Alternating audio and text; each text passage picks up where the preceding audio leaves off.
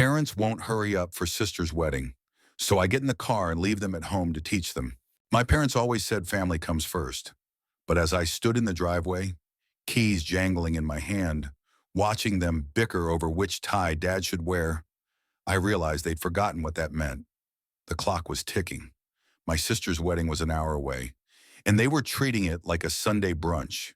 I slammed the car door, revved the engine, and left them standing there, mouths agape, because sometimes love means teaching a lesson they'll never forget. I'm Mia 26, the middle child who's always been the glue holding our chaotic family together.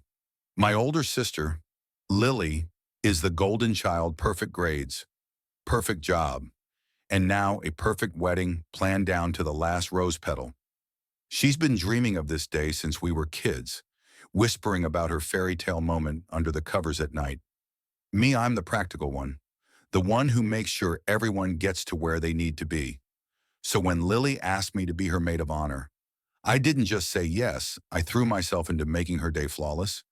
I coordinated dress fittings, chased down caterers, and even convinced our cousin to DJ for free. But our parents, they couldn't even get out the door on time. The morning of the wedding started like a sitcom gone wrong. I'd been up since 5 a.m., double-checking the venue, calming Lily's nerves over the phone, and making sure the florist didn't mix up lilies with daisies. By 10 a.m., I was back at our parents' house where we were all supposed to leave together for the ceremony an hour away. The plan was simple: get in the car by 11, arrive by noon, and give Lily the family support she deserved. But when I walked into the living room, Mom was ironing a dress she hadn't worn since the 90s, and Dad was pacing, holding up two ties like they were life or death decisions. Blue or red, Mia, he asked, oblivious to the clock, screaming 10:45. Guys, we need to leave in 15 minutes, I said, trying to keep my voice calm. Mom waved me off, muttering about a stain on her hem. Dad launched into a story about how the blue tie was from his own wedding. And wasn't that sentimental? I felt my stomach twist. This wasn't just about ties or dresses. This was about Lily, who'd been texting me all morning, her messages growing shakier with every minute. Mia, is everyone ready? I need you guys here. Her last text read. I could feel her anxiety through the screen, and I wasn't going to let her down. By 11:05, they were still nowhere near ready. Mom was now on the phone with Aunt Clara, gossiping about who'd be at the wedding, while Dad decided it was the perfect time to polish his shoes. I stood in the doorway, my maid of honor dress swishing against my legs, my patience fraying like cheap thread. We're late, I said, louder this time. Mom glanced up, annoyed. Mia, relax. Weddings never start on time. Dad chuckled, like it was all a big joke. That's when something in me snapped. I wasn't just angry, I was done. Done with their casual disregard, done with carrying the weight of their irresponsibility. I grabbed my purse, marched to the car, and slid into the driver's seat. Mia, where are you going? Mom called as I started the engine. I leaned out the window, my voice steady but sharp. To Lily's wedding, you can figure out your own ride. Dad's face fell, his tie dangling limply in his hand. Mom's eyes widened, her phone still pressed to her ear. I didn't wait for their excuses. I hit the gas, the tires squealing as I pulled out of the driveway, leaving them standing on the lawn like statues in a bad dream. The road stretched out before me, a ribbon of asphalt under a sky heavy with clouds. My heart pounded, a mix of guilt and triumph. Had I really just left my parents behind, the ones who taught me to ride a bike, who cheered at my graduation? But then I thought of Lily, waiting at the altar, her smile fragile with nerves. She deserved better than parents who couldn't prioritize her happiness. I pressed harder on the gas, the car humming with my resolve. The drive was a blur, my mind racing faster than the speedometer. I kept picturing Lily's face when she realized Mom and Dad weren't there. Would she cry? Would she blame me? I gripped the wheel tighter, trying to push the doubts away. This wasn't just about teaching them a lesson. It was about showing them that their actions had consequences. They'd always been like this, breezing through life like time was a suggestion.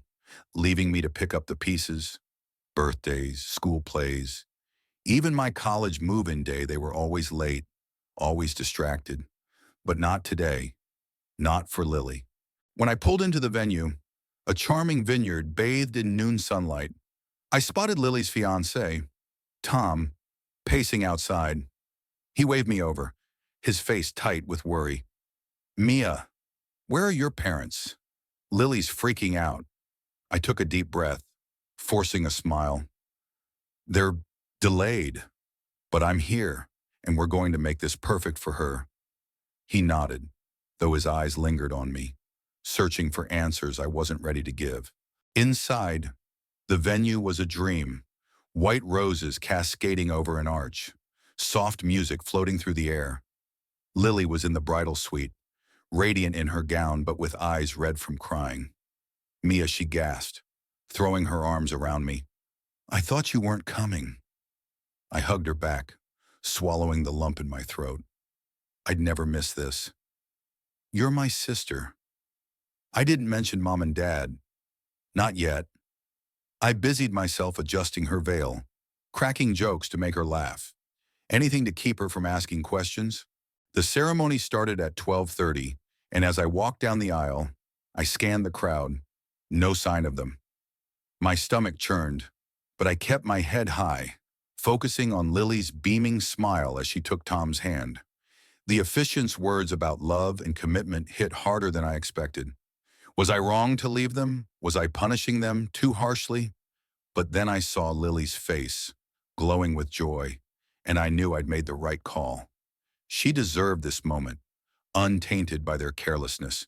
Halfway through the vows, a murmur rippled through the crowd. I turned and saw Mom and Dad slipping into the back row, disheveled and out of breath. Mom's dress was wrinkled, Dad's tie askew. They'd made it somehow. A cab, maybe, or a neighbor's car. Relief washed over me, but it was tangled with anger. They didn't get to waltz in and act like nothing happened. As the ceremony ended and everyone clapped, I caught Dad's eye. He gave a sheepish wave, but I turned away, focusing on Lily. The reception was a whirlwind of toasts, laughter, and dancing. I gave my maid of honor speech, pouring my heart into every word about how Lily had always been my hero. She cried, we hugged, and for a moment, everything felt right. But then Mom cornered me by the dessert table, her face a mix of guilt and defensiveness. Mia, how could you leave us like that? We had to pay $80 for a cab. I stared at her, my voice low but firm. You were late for Lily's wedding? Do you know how much that would have hurt her? She opened her mouth, then closed it, her eyes softening. Dad joined us, his voice quieter. We messed up. Kiddo, we're sorry. Their apologies hung in the air, and I wanted to believe them. But apologies don't erase years of being late, of taking us for granted. I nodded, not trusting myself to say more, and walked away to join Lily on the dance floor. She was laughing, twirling with Tom, oblivious to the drama. I wanted to protect that happiness, even if it meant being the bad guy. As the night wound down, I stepped outside for air, the cool breeze a relief after the crowded reception. Dad found me, his tie now gone, his face weary. Mia, I know we've let you girls down a lot. We didn't mean to. I looked at him, really looked, and saw the man who'd once carried me on his shoulders, who'd promised to always be there. Then show it, I said softly, not just today, but every day. He nodded, and for the first time, I saw something like resolve in his eyes. The drive home was quiet, just me in the car this time. Mom and Dad had caught a ride with Aunt Clara, and I was grateful for the solitude. I kept replaying the day, the shock on their faces, Lily's smile, the weight of my decision. Had I been too harsh, maybe? But I'd done it for Lily, for the sister who deserved a day where she wasn't waiting on anyone. And maybe, just maybe, I'd done it for me too, to finally say enough is enough. When I got home, I found a note on the kitchen counter in Mom's handwriting. We'll do better. Mia, we promise.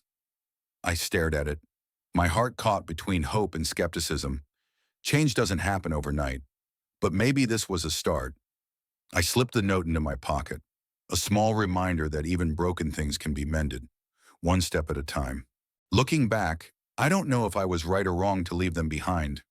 It was impulsive, maybe even cruel, but it came from a place of love for Lily, for our family, for the idea that we could be better. I'd love to hear what you think. Was I justified in teaching them a lesson? Or did I go too far? Share your thoughts. Because family, like life, is never black and white.